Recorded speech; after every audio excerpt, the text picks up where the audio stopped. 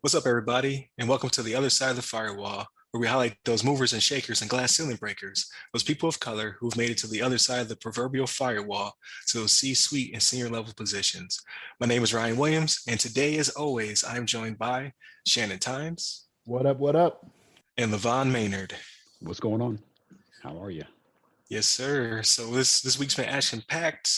There's more content coming where we're going to discuss some other things, but this is a callback. So before we get into the Snyder Cut and all that good stuff, we last week, I believe, we discussed parenting and the interwebs and how to protect your kids, and we gave you some tips and whatnot. So it seems as though Instagram, I believe Instagram's owned by Facebook, so it seems as though Zuckerberg heard our cries to fix the situation. He probably didn't. It's probably already been in the works for years now. But Instagram has made some changes.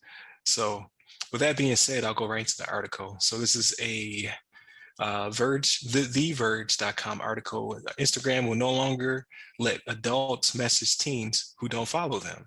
So, duh. But I'm glad that they implemented it because, as we know, growing up, you don't use your brain is not fully developed. So for whatever reason, you thought it was cool to talk to strangers, or strangers thought it was cool to talk to you. It's not. Like don't talk to them. But Instagram has taken another step, and they've basically made it by default. If you're not following that adult, because there's an age verification, right? So you have to be truthful with your age. And they also have a way around that as well to try to help kids not be susceptible to adults, right? So in case they lie about their age. But by default, if you say, hey, I am 13, 14, whatever, and then me, a grown man who's almost in his 40s, not that old yet though. One of us is, but it's not me. It will not allow me to contact said child unless that child is following me. So there has to be a mutual connection made there. So can they circumvent it by just following the adult? Yes. Hopefully they're not following strangers or somebody else who may be not have the best in mind when sending pictures and sending texts and things of that nature with a minor. However, they've also integrated AI, which AI is a little terrifying, but in this case is being used to help with age verification. So if your teenager or your child decides to lie about their age and go to, the 1901, like most of us do when we don't feel like being bothered when we set up our ages, we want to, because I don't like for social media to know how old I am, even though it probably does already. In this case, what it will do is, I think like they haven't really discussed what the algorithm is doing it behind the scenes, but somehow it's looking at your analytics or maybe your search history. I'm not exactly sure, or maybe there's some database that knows your kid's general age, and then it trips where it's like, hey, listen, this person who is much older than this child should not be talking to them. So, can your kid defeat it? Yes. However, it looks as though Instagram or Facebook is taking those steps. So, how do you guys feel about this? Yeah, at least they're taking some steps to, try to combat this as dependent, no matter whether there's like a circumvention mechanism for the kids. I mean, I assume that I don't know. I guess as an adult trying to message kids, you'd probably follow them anyway, or like I don't know. You'd have to like establish a sort of like relationship instead of just messaging out the blue. I suppose nobody really wants to. I mean, most people, but kids, kids are impressionable, so they may just start talking to somebody randomly that's on the internet that sends a message to them. But you would think that they would want to have like a, you know, connect with them on their Instagram and like start liking their pictures and then slowly start getting, getting like a rapport going on there, I guess. At least like so that they kind of see that, oh, this person keeps liking. It's like the only person that likes my pictures. Wow.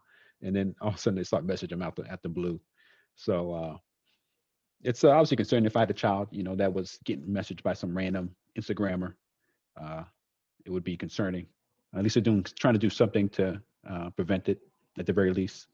Um, I can't think of much else to really say about it. I think it's just a good policy. I mean, I'm trying to think if there's anything more they can do. I mean, it's a social form. I mean, I think it may be dependent on the parent themselves to kind of monitor their child's activities, make sure that they're whether or not they even have an Instagram account in the first place, and make sure that they are able to like prevent them from socializing with people that they shouldn't be socializing with, and kind of maybe monitoring their account. If maybe the parent should have a password to the account too, so they can log in periodically and just look and see how things are going. Maybe that'd be another method that people can make their own kind of security against this kind of incident. But it seems like they're doing what they can. Facebook or whatever's doing whatever they can to help prevent it, and we'll see what comes from it. But you guys, Shannon, you have any thoughts on it as well? So I do.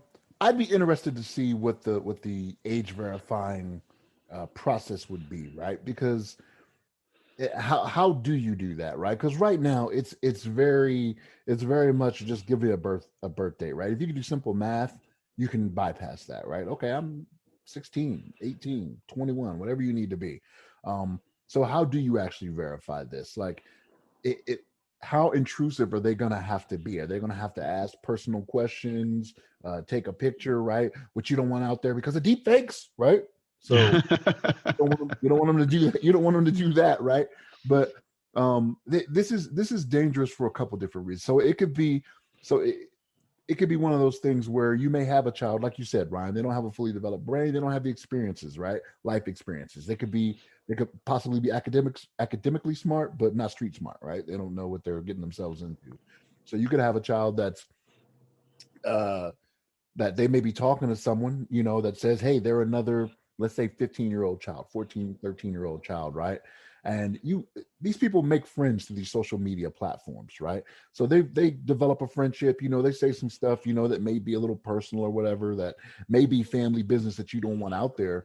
What can happen is this person, being an adult or whatever, could use it as blackmail to say, okay, well, I'll let you know now, you told me all this stuff, and if you don't send me nude pictures or whatever, I'm gonna let your family know, about the stuff you've been talking about that you've been putting out in the street or whatever, right? It could be used that way, right?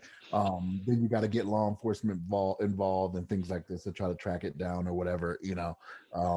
It's dangerous. It is dangerous out there. So the verification portion of it, when I read the article, I was like, how do they do this, right? Because I don't know if you guys have seen To Catch a Predator, right? Mm-hmm. Oh yeah. Yeah. It was.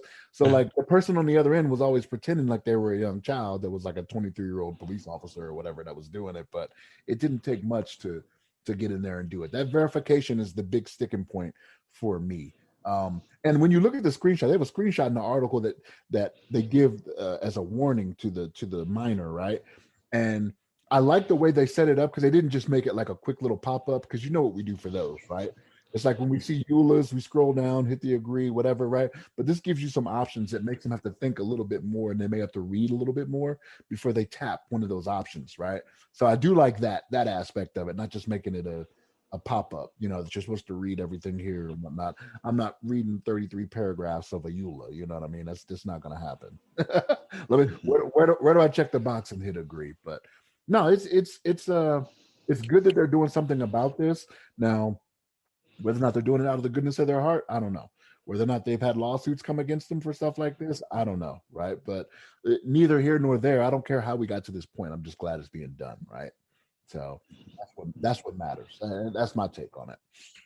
Yeah, exactly. And I like you brought up that, yes, so part of the notification process, because it's going to remind them like, hey, listen, highlighting the benefits of private account and reminding them to check their settings. So again, parents should also be doing this. So if your kid is on social media platform, I'm sorry, in my opinion, if you feel okay with them having a Twitter or a Facebook or Instagram or a TikTok, you also need to create an account. So now you're on there as well, just so you can monitor what your kids are doing. They're going to be your friend now.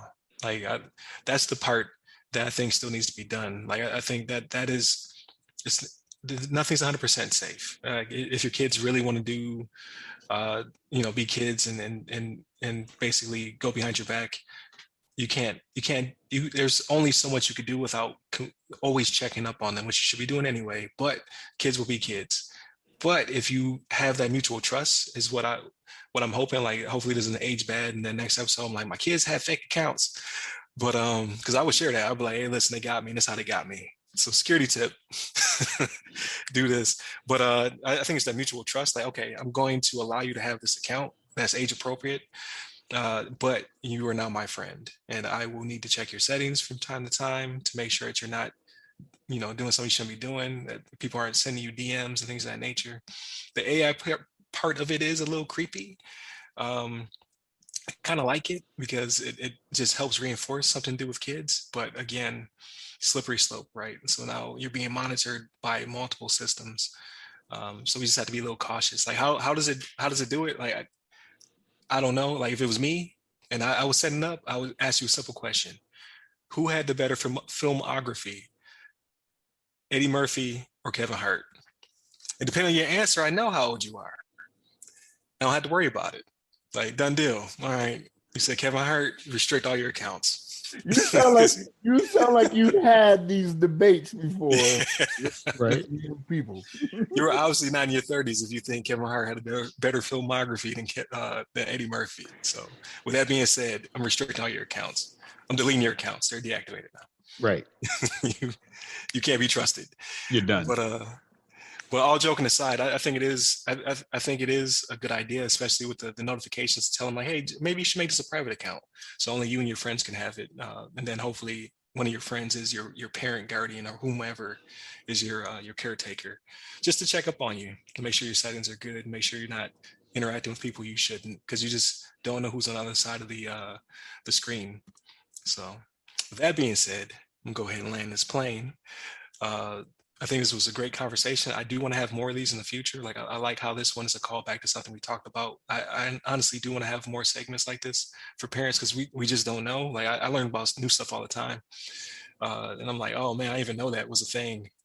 So I like to share it with others. But again, I thought this was a great conversation. Please, please, please, if you have not already, subscribe to the Patreon, become a Patreon patron, so you get this 7 days early, completely ad free.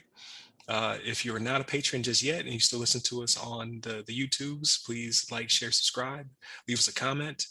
Engagement is key, right? Like the more engagement we get, the more we know how to curtail the show and get you what you're looking for. As well as if you're listening to us on audio, please continue to subscribe to our podcast. If you're not subscribed, please subscribe so you can get this content when it hits. With that being said, go to our website, The Other Side of the Firewall, where you can get to our Twitter, our IG, our Instagram, our Facebook group. You can reach me on what's the TikTok? Yeah, it's new. So I got a TikTok now. So you can reach me on TikTok, LinkedIn, and Clubhouse at RyRy Security Guy. That's RYRY Security Guy. And Levon?